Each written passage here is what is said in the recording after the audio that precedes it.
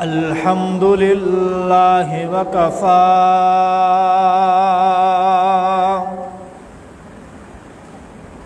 والصلاة والسلام على سيد الأنبياء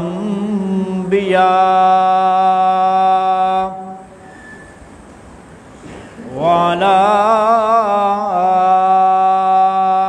آله وأصحابه الأتقياء.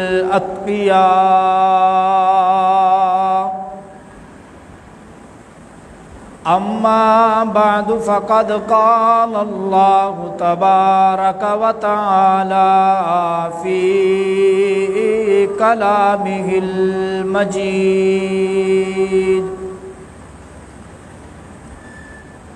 بسم الله الرحمن الرحيم.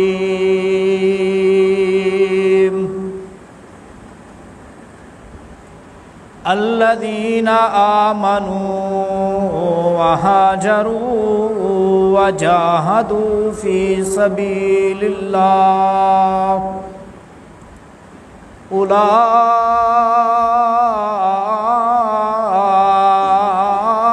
يرجون رحمة الله.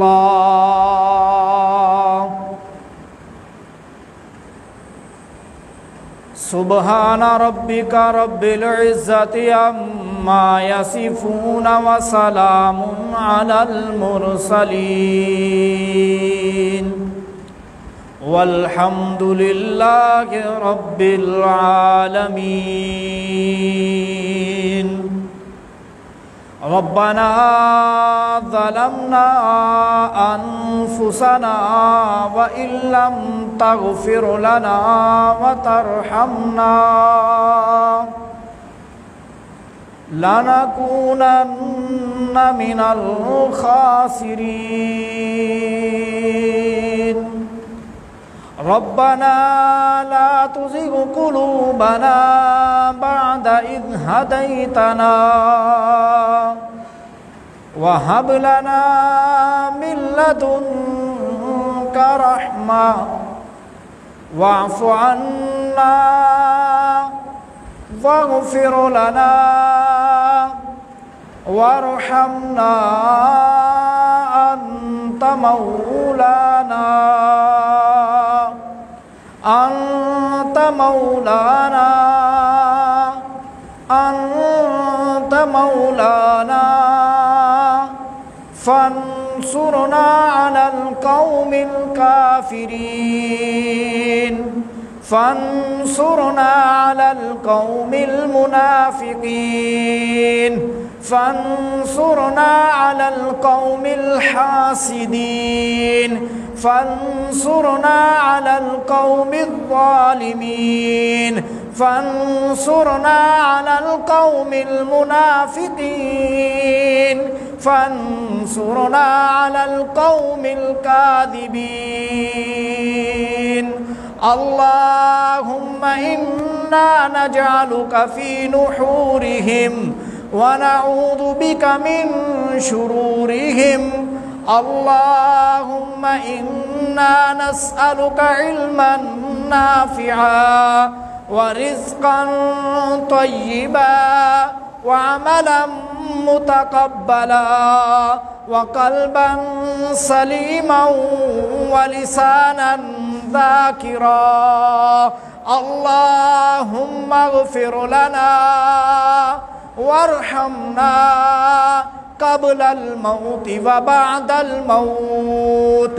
اللهم اغفر لنا ذنوبنا وكفر عنا سيئاتنا وتوفنا وألحقنا بالصالحين.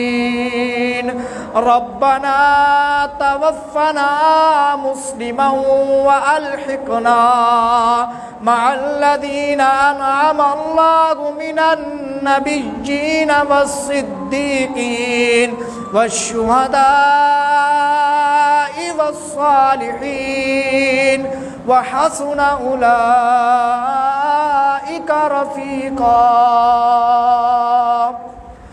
رب زدني علما رب زدني علما رب زدني علما رب اشرح لي صدري ويسر لي أمري واحلل عقدة من لساني يفقهوا قولي اللهم صل على محمد وعلى آل محمد كما صليت على إبراهيم وعلى آل إبراهيم إنك حميد مجيد اللهم بارك على محمد وعلى آل محمد كما باركت على إبراهيم وعلى آل إبراهيم إنك حميد مجيد اللہ اکبر۔ واجب الاحترام قابل قدر حاضرین محفل، آج 18 ذی الحجہ یہ دن ہے دماد مصطفیٰ خلیفۃ المسلمین سید الشہداء رضی اللہ عنہم ورضوا عنہ کے پروانے پانے والا، بارہا جنت کے سرٹیفکیٹ خود مصطفیٰ سے حاصل کرنے والا، میری مراد صحابی رسول حضرت عثمان ابن عفان ذو النورین رضی اللہ تعالی عنہ ہیں۔ ان کی شخصیت کے حوالے سے ان کا تعارف وہ سمجھنا اور کرنا ضروری ہے۔ حضرت عثمان رضی اللہ تعالی عنہ کا نام عثمان تھا اور ان کا لقب ذو النورین تھا۔ ذو النورین کہتے ہیں کہ دو نور پانے والا، اور دو نور پانے کی وجہ اور نور کہنے کی تسمیہ یہ تھی کہ حضرت عثمان ابن عفان رضی اللہ تعالی عنہ سے پہلے جتنے بھی وہ خوش نصیب مرد تھے کہ جن کے نکاح کے اندر وقت کے پیغمبر کی بیٹی آئی، تو صرف ایک ہی بیٹی نکاح میں آ سکی۔ اس روئے زمین پر، اس کائنات پر، انسانیت میں یہ اعزاز صرف اور صرف حضرت عثمان رضی اللہ تعالی عنہ کو حاصل ہے کہ اللہ نے ان کے نکاح کے اندر وقت کے پیغمبر کی دو بیٹیاں نکاح میں دی تھیں۔ پہلے حضرت رقیہ رضی اللہ تعالی عنہا کا نکاح حضرت عثمان ابن عفان سے ہوا، ان کا انتقال ہو گیا تو پریشانی کے عالم میں شب و روز گزرنے لگے، اور یہ حالت رسول اللہ صلی اللہ علیہ وسلم کو برداشت نہ ہوئی۔ اللہ کے حکم سے اپنی دوسری بیٹی حضرت ام کلثوم رضی اللہ تعالی عنہا کا نکاح بھی حضرت عثمان ابن عفان رضی اللہ تعالی عنہا کے ساتھ فرما دیا۔ اس لیے ان کو دو نوروں والا کہا جاتا تھا، جس کو عربی میں کہتے ہیں ذو النورین۔ حضرت عثمان ابن عفان رضی اللہ تعالی عنہ کی کنیت ابو عبداللہ تھی،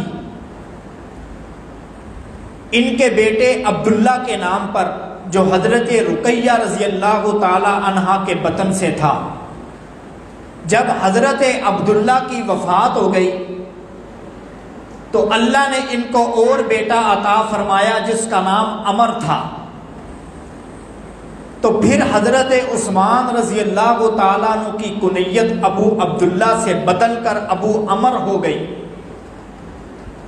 حضرت عثمان ابن عفان رضی اللہ تعالیٰ عنہ یہ رسول اللہ صلی اللہ علیہ وسلم کے رشتہ دار بھی تھے، رشتہ دار ایسے کہ رسول اللہ صلی اللہ علیہ وسلم کے سلسلہ نسب میں 5ویں پشت میں جا کر حضرت عثمان اور حضور نبی کریم صلی اللہ علیہ وسلم کا دادا ایک ہو جاتا تھا، یعنی رسول اللہ صلی اللہ علیہ وسلم کے آبا میں سے اور حضرت عثمان ابن عفان کے آبا میں سے ایک شخص تھا جس کا نام تھا عبد مناف۔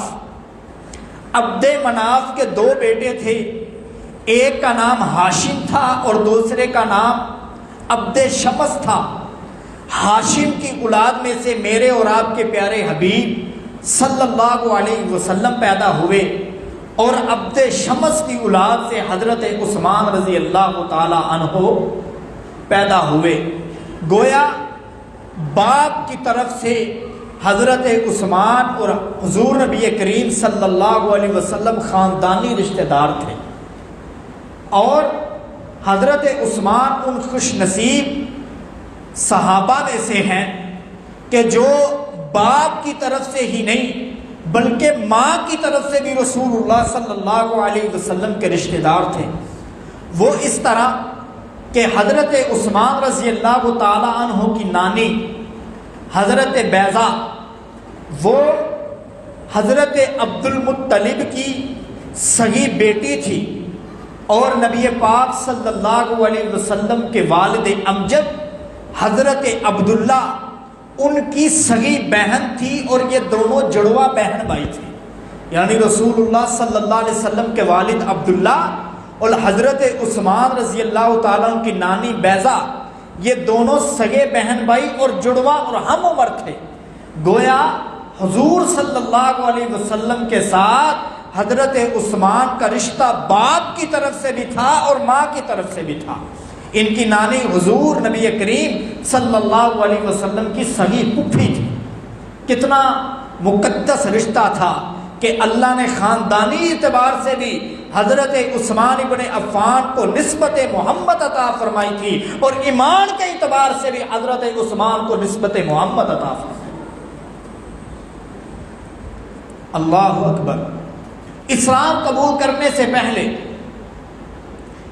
انشاءاللہ یہ محرم کا مہینہ گزرنے کے بعد ہم سیرت النبی صلی اللہ علیہ وسلم شروع کریں گے، تو آپ پھر سنیں گے کہ عرب کے حالات کس طرح کے تھے جب ہمارے پیارے حبیب صلی اللہ علیہ وسلم کی ابھی بعثت نہیں ہوئی تھی، جب اعلان نبوت نہیں کیا تھا، اس سے پہلے عرب کتنے ظالمانہ کلچر کے اندر رہتے تھے، کس قدر شراب نوشی اور زناکاری یہ عام تھی۔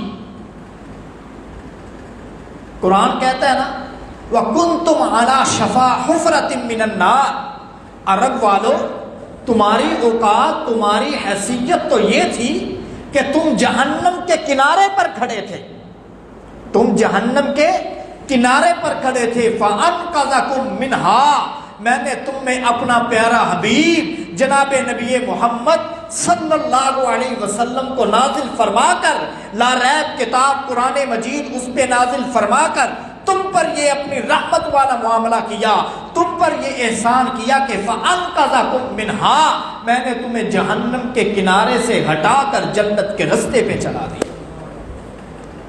یعنی حضرت عثمان رضی اللہ تعالی عنہ کی پیدائش ہجرت مدینہ سے 47 سال پہلے ہوتی ہے، یعنی جب ہجرت مدینہ ہوئی تو آپ کی عمر 47 سال تھی، اور جب اعلان نبوت ہوا تو آپ کی عمر 37 سال تھی، کیونکہ نبی کریم صلی اللہ علیہ وسلم نے اعلان نبوت کے بعد مدینہ میں ہجرت کرنے سے پہلے 10 سال مکہ میں گزارے تھے. 47 سال عمر ہجرت کے وقت سی، 10 سال نکال دے پیچھے 37 سال بچتی ہے. حضرت عثمان کا بچپن، لڑکپن، جوانی ایسے معاشرے میں گزری تھی، ایسے کلچر کے اندر گزری تھی کہ جہاں شراب پینا بطور فخر سمجھا جاتا تھا، جہاں اپنی بیویوں کو اپنے سے دور کرنا باعث عزت سمجھا جاتا تھا، اور ایام مخصوصہ میں عورت کو اپنے پاس رکھنا بطور حقارت سمجھتے تھے. ایسے دور میں حضرت عثمان ابن عفان رضی اللہ تعالیٰ عنہ پلتے پوستے گئے. لیکن حضرت عثمان رضی اللہ تعالیٰ عنہ کو اللہ نے اس برے دور کے اندر بھی، اس نازک اور خطرناک دور کے اندر بھی اپنی حفاظت پہ رکھا تھا. خود فرماتے ہیں کہ میں نے اس دور کے اندر کبھی شراب نہیں پی تھی، کبھی کسی کا دل نہیں دکھایا تھا. اللہ حیادار تو اتنے تھے، پاک دامن اور با کردار تو اتنے تھے کہ فرماتے ہیں جب سے میں نے اپنا دایاں ہاتھ محمد الرسول اللہ صلی اللہ علیہ وسلم کے ہاتھ پر رکھ کر بیعت کی ہے، تب سے لے کر جب تک میری سانسیں چل رہی ہیں اور جب تک چلتی رہے گی، میں نے کبھی بھی اپنے دائیں ہاتھ سے اپنی شرمگاہ کو نہیں چھوا. اتنے با حیا تھے. خیر جب اعلان نبوت ہوا تو حضرت عثمان رضی اللہ تعالی عنہ ان خوش نصیب صحابہ میں سے ہیں کہ جنہوں نے ابتدا ہی میں اسلام قبول فرما لیا تھا. وہ اس لیے کہ یہ پیشے کے اعتبار سے تاجر تھے، کپڑے کا کاروبار کیا کرتے تھے. اور حضرت ابو بکر رضی اللہ تعالی عنہ جنہوں نے سب سے پہلے اسلام قبول کیا تھا، وہ حضرت عثمان رضی اللہ تعالی عنہ کے بڑے قریبی دوستوں میں سے تھے. جب اعلان نبوت کیا تو حضرت ابو بکر رضی اللہ تعالی عنہ کو خاموش نہیں بیٹھے، بلکہ لوگوں کو دعوت توحید دینے لگے، لوگوں کو ایک اللہ کی طرف بلانے لگے، لوگوں کو غیر اللہ سے دور کرنے کے لیے اور ایک اللہ کے قریب کرنے کے لیے دن رات ایک کر دیا. سیدنا صدیق اکبر رضی اللہ تعالیٰ عنہ کی محنت سے حضرت عثمان رضی اللہ تعالیٰ عنہ اسلام قبول کرتے ہیں، اور اسلام قبول کرنے کے بعد اللہ نے ان کے ذریعے مسلمانوں پر رحمتوں کے دروازے کھول دیے.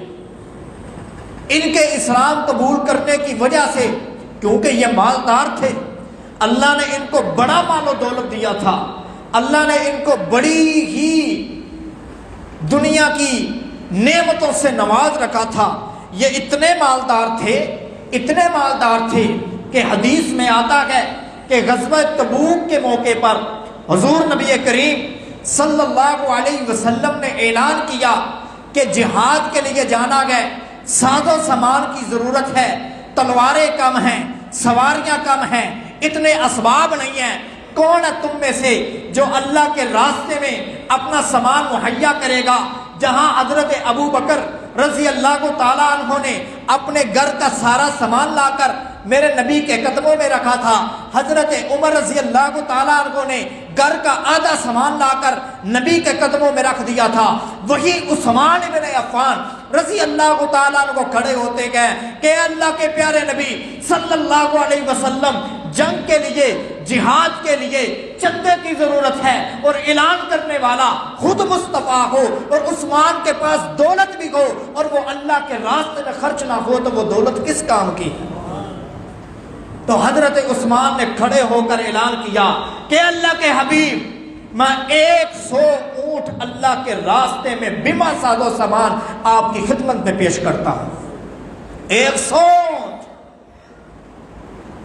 آج ایک اونٹ کی مالیت کا پتہ لگائیں، کم از کم 3-4 لاکھ، اور کم از کم ماڑی نسل دا پیڑا سستا سودا جنوان دے. اور خود اندازہ لگاؤ کتنے اونٹ دیے اللہ کے راستے میں؟ 100 اونٹ. اللہ کے پیارے حبیب صلی اللہ علیہ وسلم نے اعلان کیا کہ ابھی اور ضرورت ہے، لوگوں کی تعداد بہت زیادہ ہے، یہ 100 اونٹ سواریوں کے اعتبار سے کم ہے، اور کوئی ہمت کرے. حضرت عثمان رضی اللہ تعالیٰ عنہ کو دوبارہ کھڑے ہو جاتے ہیں. اے اللہ کے نبی، اعلان آپ کر رہے ہیں اور ضرورت جہاد کے لیے ہے، اللہ کے راستے میں خرچ کرنا ہے، اور میرے پاس مال ہو وہ خرچ نہ ہو تو وہ کس کام کا؟ 100 اونٹ اور اللہ کے راستے میں. کتنا ہو گیا؟ 200. پیارے حبیب نے پھر اعلان فرما دیا صلی اللہ علیہ وسلم. عثمان پھر کھڑا ہو گیا. اے اللہ کے حبیب، 100 اونٹ اور میں اللہ کے راستے میں آپ کی خدمت میں حاضر کرتا ہوں. 300 اونٹ. پھر بیمہ ساز و سامان کے. اتنی مال و دولت سے اللہ تعالیٰ نے حضرت عثمان رضی اللہ تعالیٰ عنہ کو نوازا تھا. اسی جنگ کے موقع پر، غزوہ تبوک ہی کے موقع پر، جس میں 300 اونٹ اللہ کے راستے میں دیے تھے. 1000 دینار رسول اللہ صلی اللہ علیہ وسلم کی جولی میں ڈال دیتے، اور نبی علیہ السلام ان کو الٹتے پلٹتے ہیں. ہاں، بہت زیادہ پیسہ ہو تو بندہ اس کو ایسے دیکھتا ہے. آج تو پیسہ کاغذ کا آ گیا نا، اس وقت دینار کے سونے چاندی کو کہا جاتا تھا، سکے ہوتے تھے. تو رسول اللہ صلی اللہ علیہ وسلم خوشی سے دیکھ رہے ہیں کہ آج میری محنت کا ثمرہ میری آنکھوں کے آگے ہے. کون سی محنت؟ وہ محنت جو 10 سال مارے کھا کھا کر، دکھ دیکھ دیکھ کر، آزمائشیں برداشت کر کر کے، مصیبتوں کے پہاڑ عبور کر کر کے آج میرا محمد یہاں تک پہنچ گیا ہے کہ ایک آواز لگاتا ہے تو لوگ 300 اونٹ اللہ کے راستے میں قربان کر دیتے گئے. لوگ 1000 دینار میرے محمد کی جولی میں لا کر رکھ دیتے گئے. لوگ اپنے گھر کا سارا سامان میرے محمد کے قدموں میں ڈال دیتے گئے. گھر کا آدھا سامان میرے نبی کے قدموں میں ڈال دیتے گئے. یہ محنت کا ثمرہ تھا. اس کے پیچھے بڑی ماریں تھی، اس کے پیچھے بڑا صبر تھا، اس کے پیچھے بڑے دکھ تھے. آئے ہائے ہائے، کون سے دکھ! آج میں اور آپ اس کا تصور بھی نہیں کر سکتے. اللہ کی قسم تصور نہیں کر سکتے. ذرا تیز دھوپ ہو، یہ باہر فرش ہے، یہ کھردرا بھی نہیں ہے، کھردرا بھی نہیں ہے. دھوپ کی تپش کی وجہ سے جب گرم ہو جائے 2-3 بجے، ہم کپڑوں سمیت اس میں لیٹ کر تو دیکھیں. اللہ، عرب کی زمین، پہاڑی علاقہ، صحرا، اس میں حضرت بلال رضی اللہ تعالیٰ عنہ کو لٹایا گیا. نیچے کوئلے جلائے گئے. حدیث میں آتا ہے چربی پگھل پگھل کر ان کوئلوں کو بجا دیتی تھی. اوباش اور آوارہ لڑکوں کے حوالے کیا جاتا. گلے میں رسی ڈال کر اس اللہ کے پیارے عاشق رسول بلال کو گھسیٹا جاتا.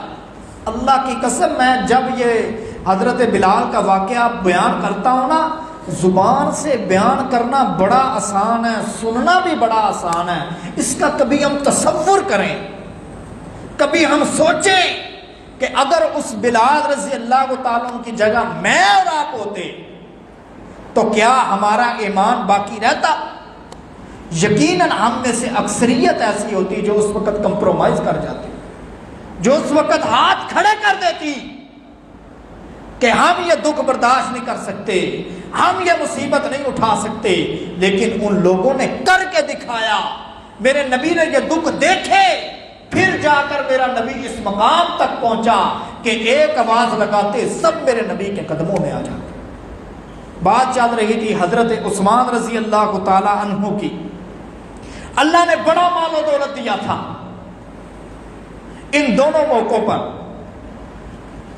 جب 300 اونٹ اللہ کے راستے میں دیا اور جب 1000 دینار اللہ کے راستے میں دیا، تو رسول اللہ صلی اللہ علیہ وسلم نے دونوں موقعوں پر ایک جملہ کہا تھا کہ عثمان، آج کے بعد تو اگر نفلی عبادت نہ بھی کرے نا تو یہ عمل تیرے لیے جنت میں جانے کے لیے کافی ہو گیا. ابھی آپ آگے دیکھیں گے حضرت عثمان کو کہاں کہاں جنت کی بشارتیں ملی. حضرت عثمان رضی اللہ تعالی عنہ کو مسجد نبوی میں تشریف فرما گئے. بڑے بڑے کبار صحابہ بھی موجود ہیں. مہاجر بھی موجود، انصار بھی موجود، مکہ سے ہجرت کر کے مدینہ تشریف لے گئے۔ پانی کی قلت تھی، پینے کے لیے پانی موجود نہیں تھا۔ ایک یہودی کا کنواں جو بڑے مہنگے داموں میں مسلمانوں کو فروخت کرتا تھا، کیونکہ وہ جانتا تھا کہ پانی صرف میرے پاس ہے، مسلمانوں نے مجبوراً میرے پاس ہی آنا ہے، کتنی پیاس برداشت کریں گے، خود تو برداشت کر لیں گے، بچوں کے لیے تو پانی خریدیں گے ہی نا۔ اس نے مہنگے داموں میں پانی بیچنا شروع کر دیا، کفار کو سستے داموں میں، مسلمانوں کو مہنگے داموں میں۔ یہ بات میرے اور آپ کے پیارے حبیب صلی اللہ علیہ وسلم کو پریشان کرنے لگی۔ ایک دن صحابہ کو جمع کر کے حضرت نبی کریم صلی اللہ علیہ وسلم نے اعلان فرمایا کہ کون ہے وہ شخص جو مجھ محمد سے جنت کی ضمانت لے اور کنواں خرید کر مسلمانوں کے لیے وقف کر دے۔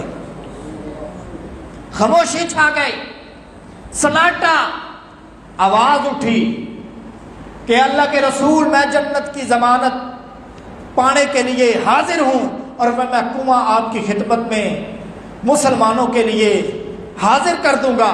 اور وہ آواز حضرت عثمان ابن عفان کی تھی رضی اللہ تعالی عنہ۔ جاتے ہیں یہودی کے پاس، اسے کہنے لگے یہ کنواں میں تجھ سے خریدنا چاہتا ہوں۔ کس لیے؟ تاکہ لوگ اس سے پانی حاصل کریں، اپنی پیاس کو بجھا سکیں، اپنے مویشیوں کو پلا سکیں، سارے جاندار اس سے نفع حاصل کریں، اپنی پیاس بجائیں۔ اس نے انکار کر دیا، زور دیا، مذاکرات کیے، بات یہاں تک آئی کہ آدھا کنواں تیرا اور آدھا کنواں میرا۔ وہ آدھا کیسے کہ ایک دن یہ تیری ملکیت میں ہوگا، دوسرے دن یہ میری ملکیت میں ہوگا، 24 گھنٹے یہ تیرے پاس، 24 گھنٹے یہ میرے پاس۔ جس دن ملکیت حضرت عثمان کی ہوتی اس دن مسلمان کیا، کافر کیا، سب کے لیے پانی فری ہو جاتا، اور جس دن ملکیت اس کافر کی ہوتی اس دن پانی ظاہری بات ہے اس نے بیچنا تھا۔ اب مسلمان تو پہلے ہی 2 دن کا پانی جمع کر لیتے، حضرت عثمان رضی اللہ تعالیٰ کی باری کے دن کی، اور کفار بھی ایسا کرنا شروع ہو گئے۔ وقت گزرتے گزرتے اس کافر یہودی کے پاس ایک گاہک بھی نہ آتا خریدنے کے لیے۔ اس نے کہا ہے عثمان جو باقی حصہ رہ گیا یہ بھی تو خرید لے۔ حضرت عثمان نے باقی حصہ بھی خرید کر اس کی ملکیت اسلام کے نام کر دی، اور خود جنت کے مستحق بن گئے، جو نبی کریم صلی اللہ علیہ وسلم نے اعلان فرمایا تھا کہ اے عثمان تم مسلمانوں کے لیے کنواں خرید کر اگر اللہ کے راستے میں دے گا تو اللہ تعالیٰ تجھے جنت عطا فرما دے گا۔ اللہ اکبر۔ انہی دنوں میں مسجد نبوی کی جگہ کم پڑ گئی، افراد کی تعداد زیادہ ہو گئی، اور جس شخص کے پاس وہ زمین کی ملکیت تھی، مسجد نبوی کے ساتھ جو جگہ تھی جو مسجد کے لیے خریدنی تھی وہ 2 بچوں کی تھی، تو نبی پاک صلی اللہ علیہ وسلم نے فرمایا کون ہے جو مسجد کے لیے جگہ خرید کر اللہ کے راستے میں وقف کرے اور مجھ محمد سے جنت کی ضمانت لے لے۔ تو اس وقت بھی جو آواز بلند ہوئی اس جنت کی ضمانت کو حاصل کرنے کے لیے، وہ آواز حضرت عثمان کی تھی۔ جب یہ حدیثیں سنتے ہیں نا کہ جگہ جگہ اللہ کے نبی جنت کا اعلان کرتے ہیں اور عثمان کی آواز بلند ہو جاتی ہے، لگتا ہے ایسے ہے عثمان ٹھیکیدار بنیا بیٹھا سے جنت، ہر جگہ جنت کا خریدار عثمان نظر آتا تھا۔ اللہ اکبر۔ ایک دفعہ رسول اللہ صلی اللہ علیہ وسلم تشریف فرما تھے، اپنے گھر کے اندر دروازے پہ دستک ہوتی ہے، فرمایا یہ جو آیا گیا نا یہ جنتی آدمی ہے۔ دروازہ کھلا تو حضرت ابو بکر تھے، سب کہتے رضی اللہ تعالیٰ۔ دوبارہ دستک ہوئی، فرمایا یہ بھی جس نے دستک دی ہے وہ بھی جنتی ہے۔ دروازہ کھلا تو وہ حضرت عمر ابن خطاب رضی اللہ تعالیٰ۔ تیسری دفعہ دستک ہوئی، فرمایا یہ بھی جس نے دستک دی ہے نا وہ بھی جنتی آدمی ہے. دروازہ کھلا تو وہ حضرت عثمان ابن عفان تھے رضی اللہ تعالی عنہ. جگہ جگہ جنت کی ضمانتیں حضرت عثمان کو مل رہی جگہ جگہ. اللہ اکبر. نبی پاک صلی اللہ علیہ وسلم حضرت عثمان سے بڑی محبت کیا کرتے تھے, بڑی حیا کیا کرتے تھے. ایک دفعہ رسول اللہ صلی اللہ علیہ وسلم اپنے گھر میں تشریف فرما تھے اور پنڈلی مبارک سے کپڑا اٹھا ہوا تھا. پنڈلی مبارک سے کپڑا اٹھا ہوا تھا. دروازے پہ دستک ہوئی. فرمایا کون ہے؟ فرمایا کہ حضرت سیدنا صدیق اکبر رضی اللہ تعالی عنہ تشریف لائے ہیں. آپ علیہ السلام اپنی حالت میں رہے, اپنی حالت میں رہے, اپنی حالت کو بدلا نہیں. کچھ دیر گزری, دروازے پہ دوبارہ دستک ہوتی ہے. پوچھا کون؟ فرمایا عمر ہوں, عمر ابن خطاب خلیفۃ المسلمین رضی اللہ تعالی عنہ. رسول اللہ صلی اللہ علیہ وسلم اپنی حالت پہ رہے, اپنی حالت کو بدلا نہیں. پنڈلی سے کپڑا اسی طرح اٹھا ہوا ہے. اللہ اللہ. تیسری دفعہ دستک ہوئی. پوچھا کون؟ فرمایا عثمان آیا ہے رضی اللہ تعالیٰ عنہ. تو رسول اللہ صلی اللہ علیہ وسلم اٹھ کر بیٹھ گئے, اپنی حالت کو بدل لیا, اپنی پنڈلی پہ کپڑا کر لیا. حالانکہ وہ سطر کا حصہ نہیں تھی, پنڈلی سطر کا حصہ نہیں تھی, لیکن اس کو ڈانپ لیا. یہ ماجرا سارا اماں عائشہ صدیقہ رضی اللہ تعالیٰ عنہ اپنی آنکھوں سے دیکھ رہی تھی. جب یہ تینوں حضرات شیخین چلے گئے تو نبی علیہ السلام سے سوال کرتی ہیں کہ میرے ابا آئے, آپ نے اپنی حالت کو نہیں بدلا. ہاں, اسما کے ابا آئے, حضرت عمر رضی اللہ تعالیٰ عنہ آئے, آپ نے اپنی حالت کو نہیں بدلا. حضرت عثمان آئے, آپ نے اپنی حالت کو کیوں بدل لیا؟ تریخی جملے آپ صلی اللہ علیہ وسلم نے بولے تھے. فرمایا عائشہ, جس شخص سے آسمانوں کے فرشتے حیا کرتے گئے, میں محمد بھی اس شخص سے حیا کرتا ہوں. اللہ اکبر.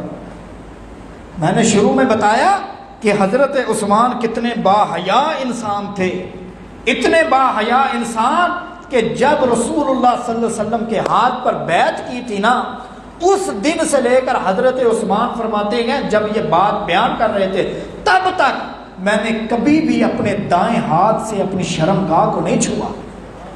اتنے باحیا انسان تھے. رسول اللہ صلی اللہ علیہ وسلم کو کتنی محبت تھی حضرت عثمان سے. فرمایا جب حضرت رقیہ رضی اللہ تعالیٰ عنہ کا انتقال ہوا تو پریشان رہنے لگے. اللہ, تو اللہ کے حکم سے دوسری بیٹی بھی آپ کے نکاح میں دے دی. جب اس کا بھی انتقال ہو گیا, اب نبی علیہ السلام کی کوئی بیٹی کنواری نہیں تھی کہ جس کا نکاح حضرت عثمان کے ساتھ کروا دیتے. اور اس وقت یہ آپ صلی اللہ علیہ وسلم نے جملہ بولا, ایک روایت کے مطابق 40 اور ایک روایت کے مطابق 100. فرمایا اگر مجھ محمد کی 100 بیٹیاں بھی ہوتی, میں یکے بعد دیگرے عثمان کے نکاح میں دیتا چلتا جاتا. ایک کا انتقال ہوتا دوسری نکاح میں دے دیتا, دوسری کا انتقال ہوتا تیسری دے دیتا, تیسری کا انتقال ہوتا تو چوتھی دے دیتا, یہاں تک کہ 100 بیٹیاں بھی عثمان کے نکاح میں دینی پڑتی تو میں محمد دے دیتا. اور یہ جملے وہی سسر بول سکتا ہے جس کے سینے میں جوائی نے ٹھنڈ پا دیتی ہو.